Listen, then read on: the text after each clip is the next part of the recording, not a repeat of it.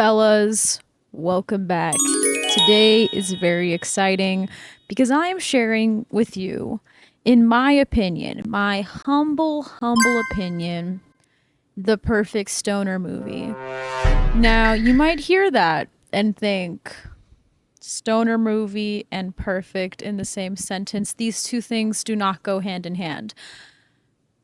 But I actually, you know what? I'm trying to say that. I can't even say that this one is perfect. You know what? It's true. Those two things can't go hand in hand. It's a stoner movie. It's not aiming for perfection, it is aiming for fun. But in my opinion, this is the most fun one, okay? It is such a good time. And it's pretty revolutionary as far as stoner comedies go, to be totally honest with you. First of all, there is no misogyny and or homophobia in it. So that's crazy. It also kind of challenges the genre by having actual consequences for its main character. I feel like especially with these films, there's not always consequences, you know? Like they kind of just get to go on their crazy wild adventure and then they go right back to their life. This movie's a little bit different, okay? We are talking about Smiley Face today.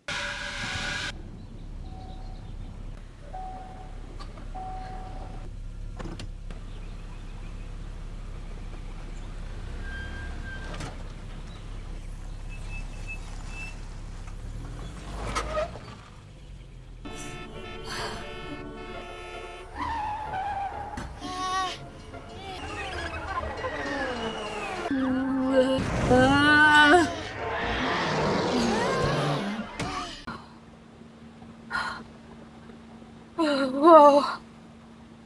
That was intense.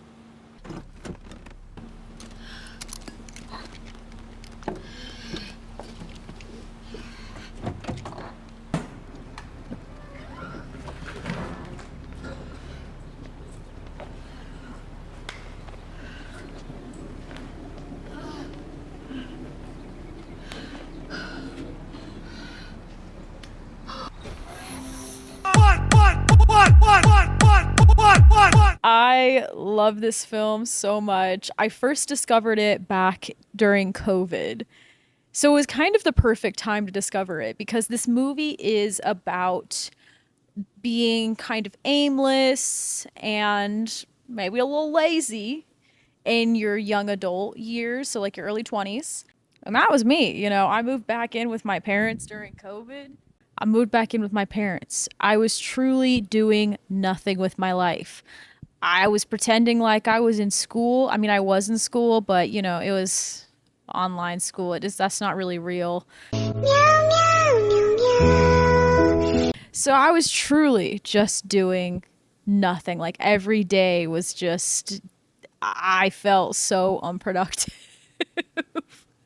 But I discovered this movie and it really struck a chord with me because the whole idea is about the main character being aimless. So there's a lot of different conflicts that arise, but all of them stem from the main character's inability to confront life, right? Like she is very much in the waiting period of young adulthood, which when I discovered it, I was too. You feel like you're too old to be truly free to do whatever you want, but you're also still young, right? Like you don't have to figure anything out yet. I'm telling you now, I have plans that I cannot share with you right now. This film just does a fabulous job being fun because it is a comedy. I feel like the way I've been talking about it doesn't sound like it's fun, right? But it is really fun. It's very funny. It is a comedy at the end of the day, but it is a little bit more realistic. A lot of it's just truly like jump scares because that's real, you know, like just the even if you're just like a socially anxious person, like sometimes I go out in public and people just talk to me and I'm like, good God, why are you talking to me? Please don't talk to me. They use a lot of jump cuts for it, and I think that that's really effective and cool. It's also just a lot of like rambling, which feels very reminiscent of somebody that's super stoned. I've listened to the ramblings of an insanely high person many times, so that totally checks out. it's also a stoner film for the girlies. That is so rare. It's like the people of Hollywood just forgot that girls could be stoners too. That's just so sad. It's such a lost thing. I didn't even know that women could smoke weed. I thought it was just not allowed. And of course, Anna Faris, my icon, my queen. She's the whole reason I decided to make this, because I am working on a House Money video, which is going to be a very long deep dive because I love that movie, but it's got a lot of things to talk about, good and bad. So that one's going to take a while. So I was like, you know what? I need just like a fun short movie to talk about before I get into that, because it's going to be a lot. She's incredible in this. Her comedic timing is just so stupendous. Her physical comedy, great. Her facial expressions, perfect for this. And her ability to commit to the bit, because that's very important in a movie like this. Like, you need to be fully committed, because that's the only way to make it believable. And she just plays such a believable stoned person. It is truly incredible. Like, what a performance. I might say this is my favorite from her. And I love her in The House Bunny, but this is just, it's so good. And because she has to stand alone in a lot of this movie. Like, she really does not get to rely on other people. Like, a lot of the scenes are truly just her. And she just does a great job. The cast is just stacked, though. There are a lot of famous people in this movie, and honestly, that feels like a fever dream stoned moment in itself, because as you're watching it, you're like, wait, is that? So I kind of made a list of all the homies in it. Okay, so we got John Krasinski. Jim, what are you doing here? And why does your hair look like that? Oh my god, that was a jump scare. You know what? He's actually like quite funny in this. Now that I think about it, like it's fun to see him play like a different character from Jim. Like, he is very much, he's actually like, he's playing Dwight. This is Jim Halpert playing Dwight, and it's very fun, and I like it a lot. Adam Brody, aka the dude from Jennifer's Body. He also was in the OC, I think. I have never watched the OC. I know. Don't hate me. I'm so sorry. I just can't get into it. I've tried. Maybe I would like it. I don't know. It's just one I can't get into.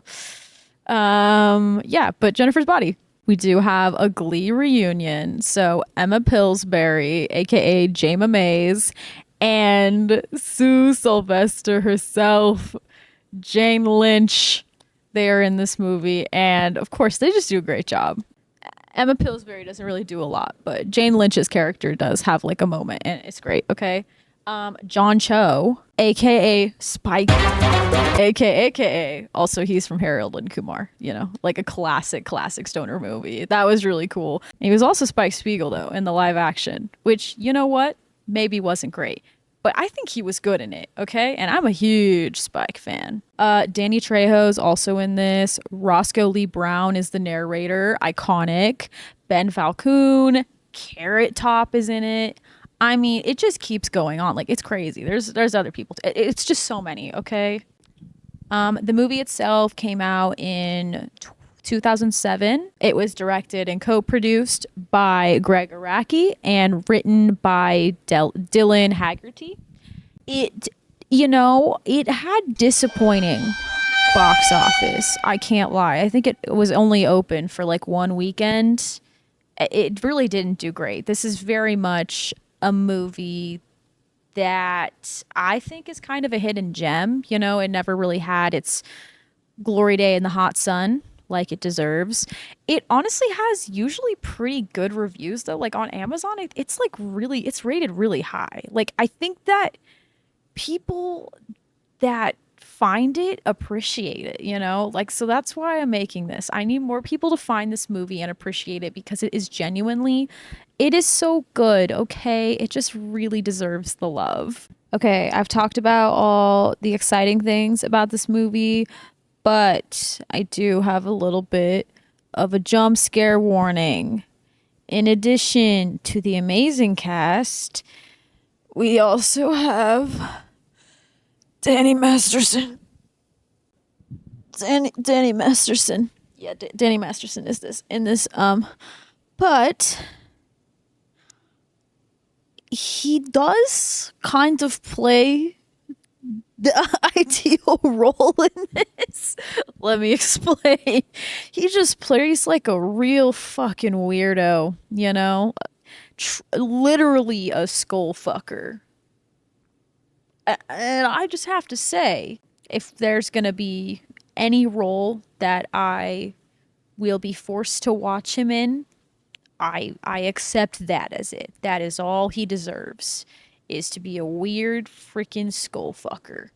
That's it. That's all he gets. So that's that's your warning. It's gonna happen. With that being said though, let's get into the movie. So we open with a beautiful monologue from Roscoe Lee Brown as himself, as our main character Jane, right? Like he is himself, but not really. He's supposed to just be like a voice in Jane's head. Because, you fucking pothead, you're talking to yourself. And you know, he kind of gives us like a whole thing, like a whole speech about life and like how did you get here? You know? He's specifically talking to Jane, but it's very applicable to like the average person, I would say, as well. And he's like, yo, girlie, how'd you get here? And she's like, honestly, I don't know, man. Oh, because she's on a Ferris wheel. That's a great way to start a film, because we're like, whoa, how do we get there? What's happening? What is A to Z? Really, you want to know. It draws you in. So we get that introduction and we're like, okay, yeah, I'm in. I want to know what's going on. So then boom, we go back in time. We are at point A. Jane, waking and baking. It's like 10 a.m. And of course, the first thing you got to do, pull out the bong and then play some weird freaking Sims animal. Is this the original Animal Crossing? I don't know. Maybe. Could be. It's a little scary, but very intriguing at the same time. I am not one to judge. I played some pretty weird games when I was younger. The early 2000s was a weird time for gaming, okay?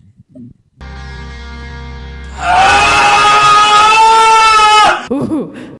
Sorry. That was really scary. Steve jump scare.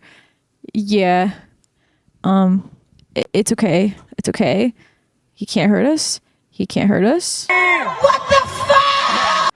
I say that, but there's some really scary scenes of him in this movie. Like I'm not even gonna lie to you. Like it's hard to watch because it's just scary. But it also leads me to think that the people that worked on this movie just knew. They were like, you know what? Danny Masterson is this type of person, and this is the perfect role for him. And that is not a compliment in the slightest. Yeah.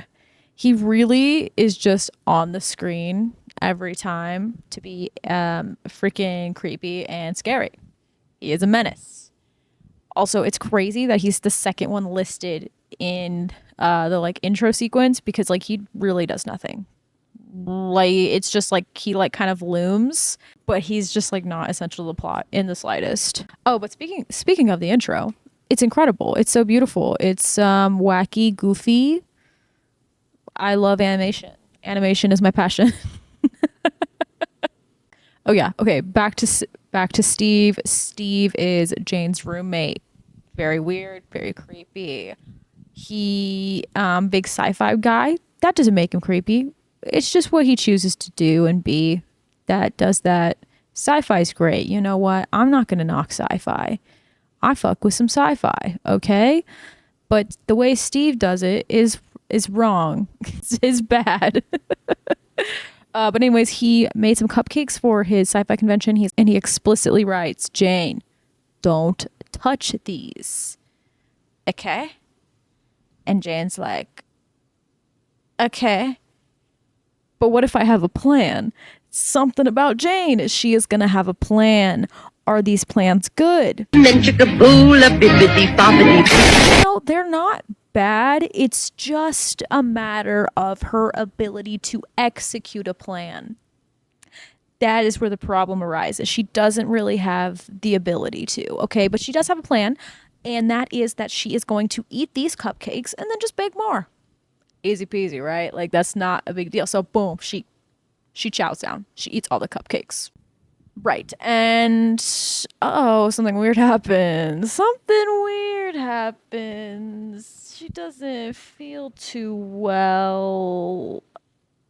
The cupcakes are laced. Yeah, those are weed cupcakes. She thought Steve wasn't a stoner. Turns out he does dabble in the Mary Jane. And this is a problem. One, because she has to make more cupcakes. But also, she has shit to do today. Like, this was not the day for her to be this stoned. It is like 10:45 in the morning, and she is blasted. She is ascending this earth. She is not with us anymore. She has I guess three if you count making the cupcakes. So she has like two things that she has to do. She has an audition at 11, and she has to go pay the power bill, which Steve left money for. Okay, that's good, right? Great. She's got to go pay the power bill though. But then she kind of does a similar thing that a lot of businesses do, where they will take the money from one client to use to pay for the stuff for another client, thinking that the money from the next client is going to be enough to pay for that client.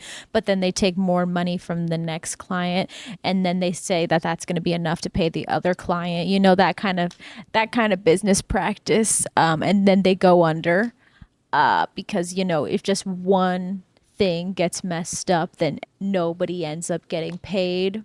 That kind of situation. Yeah, that's Jane's logic with this whole shenanigan. Okay, so she is going to use the electric money to buy weed, and then she's going to use the weed to make more cupcakes, and then she's going to go to the cash machine and get more cash. So it's fine, right? But as we know, Jane cannot execute a plan, so this doesn't work, okay? So she has to get more weed, okay, of course. So she calls her dealer. Oh no, another jump scare. White guy with dreads. Yeah.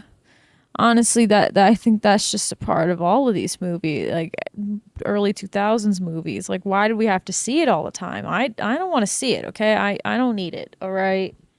This one happens to be Adam Brody. Honestly, I did not know this was him. He does not look like himself at all.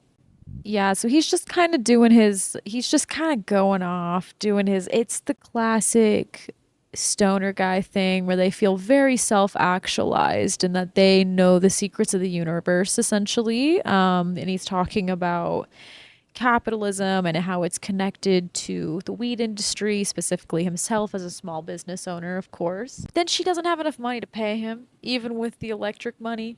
It's not enough. So he threatens her in the most like unthreatening way ever. He's just like, you know what? If you don't meet me in Venice at 3, I'm gonna steal your furniture.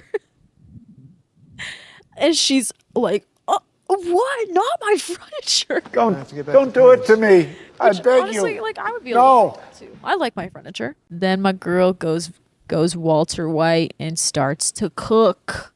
She's got to make her weed cupcakes, a classic, you know, butter, weed, that kind of thing. But she gets a phone call while she's melting butter and weed. That's dangerous. Butter burns so quickly. It goes from brown butter to burnt butter in like 2 seconds. So she's like on the phone. It's actually very funny, like the tension that they build through this scene of her like deciding like to answer the phone and like just getting stressed out. It's really cool. I like the way they shot it. So yeah, she burns the butter. Yeah, absolutely burns the butter. Oh, her boyfriend also breaks up with her on the phone. Like, that's what the call is about. Actually, it's not about that. Her boyfriend decides to break up with her because he's like, dude, are you stoned? It's so early. I can't do this anymore. Which, you know what? He's kind of valid for that. I can't judge him, okay? So she is forced to pull out her emergency weed, her government weed. She was saving it for a special occasion, but she has to use it now. So of course she makes the decision to drive. Just kidding, it's too scary, so she doesn't decide to drive, which is something I really appreciate about this movie. She doesn't drive. That's great. Don't drive when you're stoned. It's not a good idea. Very bad. She decides to take the bus, specifically an LA bus. Boy, this is gonna be fun. Yeah, you're in for a real treat. Which I don't know if any of y'all have been to LA. It's not known for its public transit. My family is from like the LA area. Actually, she's in Burbank, and that's like where my family is from. So I truly know the kind of buses and transit she's dealing with. It's not good. It's not like a city like New York, Chicago. It's not well thought out. Just it makes no sense. It's just bad. She gets very excited, and then of course it goes bad. Mostly because of her, though, to be honest. So yeah, she really is her own worst enemy in this story.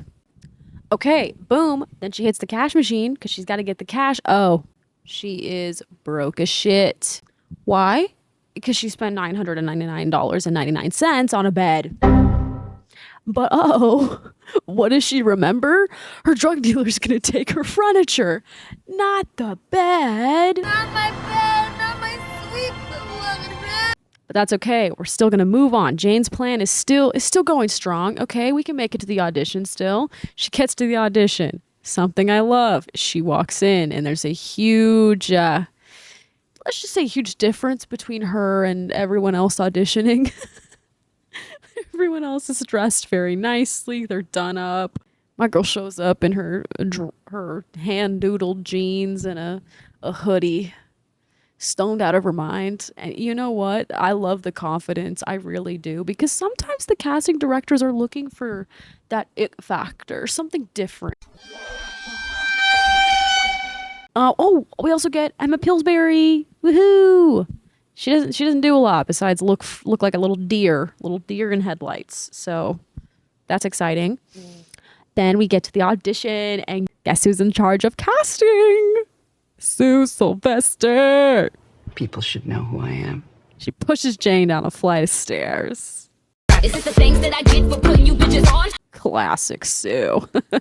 Just kidding. No, she's actually like the most like grounded character in this. Like very realistic, very believable. Like honestly, any one of us in this situation for real, like if I'm dealing with somebody that's stoned out of their mind at my place of work, I'm gonna just be annoyed. You know, I'm not paid enough to deal with it. She's just very dumbfounded by what's happening. Then Jane decides to try to sell her some weed. Are you trying to sell me drugs? Because that's a good idea. Surprisingly, she doesn't take the bait. I thought that was a great sales pitch, you know, very Wolf of Wall Street. I would have been sold, so it's crazy. Then we begin Jane's long journey of fleeing.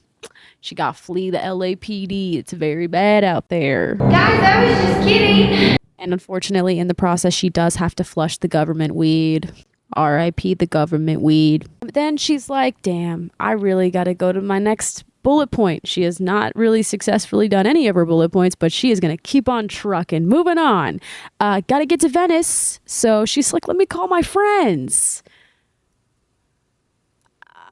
Friends. I'm going to put that in quotes. No, I don't really think any of them are truly her friends. You know, it seems like the classic got a boyfriend and just kind of cut all of the other friendships off in life. We've all seen it. I love my girlies, but sometimes you lose them. You lose them to a man. But I think in this case, it was more they lost her to weed. I think weed really became her life. So after trying some of her friends, she then settles on calling Brevin Erickson, what a name, aka Jim Halpert. There's a lot of text that's used in this part to add a little bit of like exposition, which I really like. I think it works super well for this type of film. It adds like a fun kookiness to it, and I like it. So we get to meet Jim Halpert in this. Honestly, I want someone to look at me the way Brevin Erickson looks at Jane. It's pretty cute. So we think that my life was then ruined because I have to watch Jim Halpert jerk it in the shower. Oh! Yeah. No!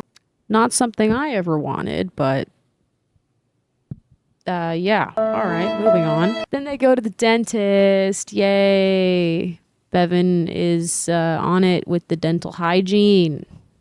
Fantastic. Bevan offers to give Jane money. Blah, blah, blah. He doesn't have any money in his wallet, but he hands it to her anyways. She puts it on the dash. Uh-oh. While they're in the dentist, wallet gets stolen.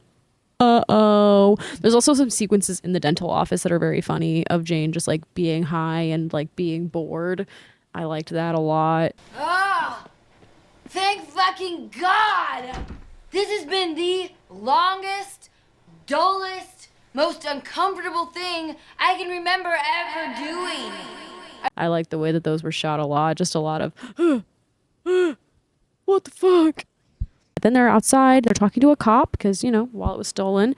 And Jane handles it very well. Am I under arrest? No, I... Oh, yeah, very well. Very well. Absolutely. Yeah, she has to flee again. She handles it really badly. She ends up at a professor's house and his wife lets her in because she thinks that Jane is one of his TAs. I'm going to pick something up. Right? So she's like, come on in. And then, you know, she's just being hospitable. She's like, you need anything to drink, any snacks? And of course, Jane, high as shit, is like, oh my God. Orange juice and chips would change my life, please. So she's just chowing down. Like, I'm talking just, this woman is talking to her.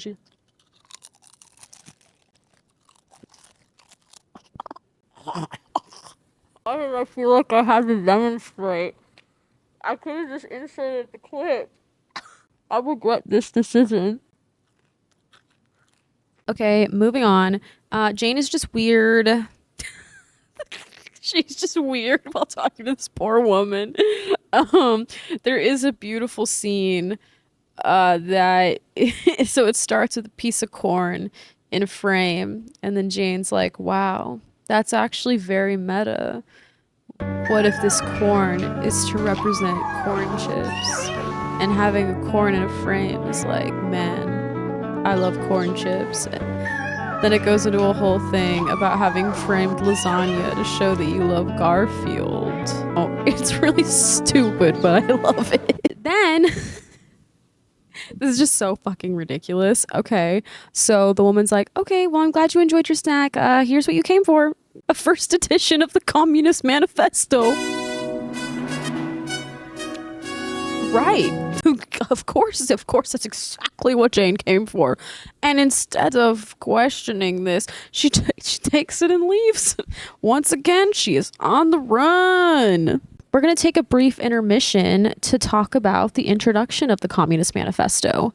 It can be viewed as, you know, maybe just like a fun little thing, like what's the most ridiculous thing that she could pick up? But I don't think that that is the case at all. I think it is done very intentionally because there are a couple instances in the film where there is a discussion about class. So I don't think it's just like randomly placed there. It is still very fun and like a very random thing for her to pick up. And it sounds a lot more like crazy than it is. Like, because, you know, like, oh, the Communist Manifesto.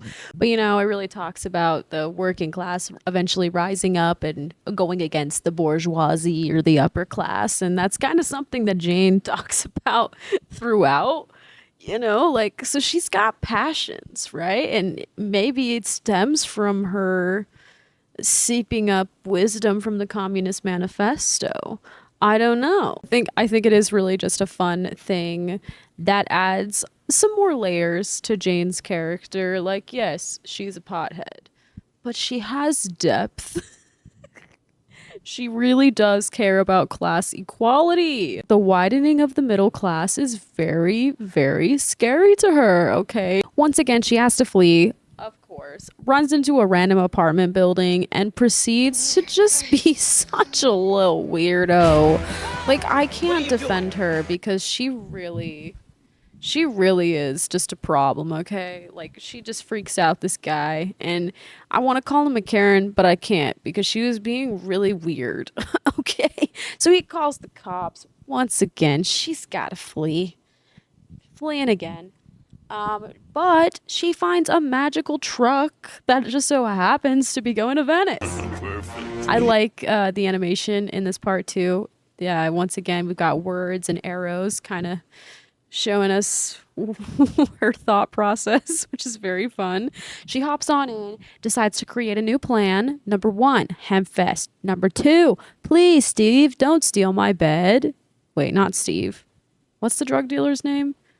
Please, Adam Brody, don't steal my bed. Number 3, return the Communist Manifesto. They won't be mad at me, right? So she's in this random truck. She wakes up, and then I guess, I don't really know why, but she decides to go inside with these guys that work there. And when they're like, hey, what the fuck are you doing here? Her first thing, because now that she is powered by the Communist Manifesto, she decides to say, I'm here to start a union. And of course the guy's like, whoa, wait, no need for that. No. He's very Starbucks coded. Like, he hears a union and he's like, no, we don't. And she gives like a very good speech. You know, she's talking about rising up, the inequality. I really like this quote. Just how quickly the lackey adopts the language of his master. A generous benefit package. She's talking to the boss guy. It's very beautiful. She's really just talking about the plight of the working class, and it's juxtaposed so beautifully to the meat being processed through this plant. Like, it is a moment. It is quite revolutionary. Marx would be very proud. Yeah, no, that doesn't work. So she's out on the street again. Once again, she is fleeing. I forgot to mention, it's Danny Trejo and John Cho. How cool. Luckily, John, aka Mikey, decides, I'm gonna give her a ride. I'm just a good guy. Right? He's just a good guy. I believe him. He's one of the good ones. And then we get one of my favorite things in any movie about Los Angeles, a driving scene. I'm just such a slut for LA. I can't lie. I love seeing it. I love seeing it on movies. Is it overdone? Yes. Will I watch it every time? Yes. Do I love La La Land because it has so much of LA? Maybe. I don't want to hear it, okay? I know what I like. This one is very realistic and doesn't try to be like stylized by any means. Like, it is truly just El Monte, and I like that. It just is what it is, and it is traffic. Welcome to hell, motherfucker! We then get a fun little vision from Mikey. I don't want to get in an accident. Come Fun. on, Mikey, fuck me. But it's okay, because my girl, you know what? She has only one thing on her mind, and it's her bed. She is fully just dreaming about her bed in this moment, but then she remembers, oh my God, my bed's gonna get stolen. My bed's gonna get stolen. Oh my God, no. She starts screaming. I gotta go. He's like, what the fuck? Then we get Hot Motorcycle Lady. Save us, Hot Motorcycle Lady. I love the kind of woman that can kick my ass. Thank goodness. I didn't know if I could make it through this movie if we didn't have a Hot Motorcycle Lady. I'm about to just sit on the side of the freeway and see what happens if this is what I'm in store for. I mean, come on. And thanks to beautiful Motorcycle Lady, Jane finally makes it to Venice. Yay! But oh no, a bitch is a bong late and $500 short. Yes, she did not make it in time. It is over. It is over. Jesus has said so. It is over. And of course, Jane, you know, she's one to run away from her responsibilities. So she's like, okay. We get a beautiful scene of her on the beach. Then she finds some tickets and she's like, you know what? You're right. I give up. I'm gonna go ride this Ferris wheel. So she kind of just gets on a Ferris wheel. Oh yeah, I forgot to mention, the whole time this is happening, she is actively like being followed by all of the people she has left in her wake, you know, her path of destruction. All these people are following behind her. And so they finally catch up with her. In our climax, she is on the Ferris wheel. I'm running away. I don't give a fuck. On this Ferris wheel, she finally comes to terms with life, responsibilities, and she's like, you know what? I can't keep running. I have got to face my problems. Does she do this correctly? No. She stands up and holds the manifesto over the edge and just starts waving it back and forth. And of course, once the Ferris wheel starts, it just gets everywhere. Yep. Communist Manifesto is just flying all over. In honestly a very beautiful scene. The cinematography here is quite gorgeous. Much like Jane's path of destruction, communism spreads. It spreads to all of the people and all the places she went in her weed-induced mania. And it's just kind of beautiful, you know? She's just really spreading the word. Yeah. You think maybe that's the end. No. This movie's not like that. This movie is about consequences, okay? First, we go back to the apartment and Steve gets home and oh no, little bitch ass.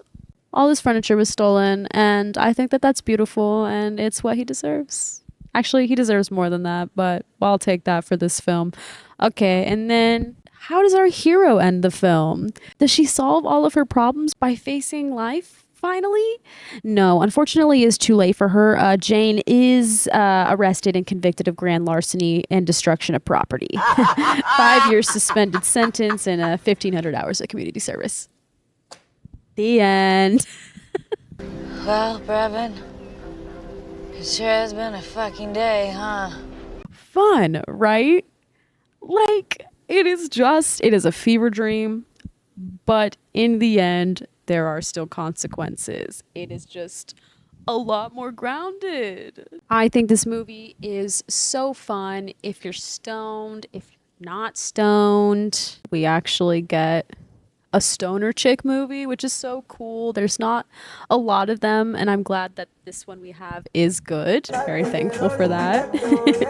It really talks about the waiting period of your 20s and that inability to confront your responsibilities. It's got just incredible editing. The editing is so fun and it really fits it, but it's not all over the top and annoying. It's like that perfect balance. A lot of the cinematography is truly like really pretty too. Like there are some scenes that just look really good, okay? I saw someone comment the phrase stoner gaze, and I loved that. They just do it so well in this. You know, they really capture the stoner gaze perfectly well. I really recommend anybody to check out this movie. I think it's a fun time, and this is my formal petition for us to get more stoner chick movies. What are we doing? I want it. I need it. Thank you so much for watching, and stay tuned. Anna Faris month is just beginning. Get ready, folks. Just kidding. I'm just doing one more. I'm going to do the House Bunny. Maybe I'll do more. I'm not watching the scary movies, though. No one can pay me enough to watch those. I love her, but I do not love the scary movies. Is that like a hot take? I'm so sorry. I love comedies, too, but gosh, I tried. There's some funny scenes. Honestly, I just like to watch the funny scenes on TikTok, and I don't want to watch the whole thing. But I am going to watch The House Bunny. So thank you so much for joining me and listening to my TED Talk. I love this movie, and I just think more people should watch it because it's so stupid and it's just a fun time.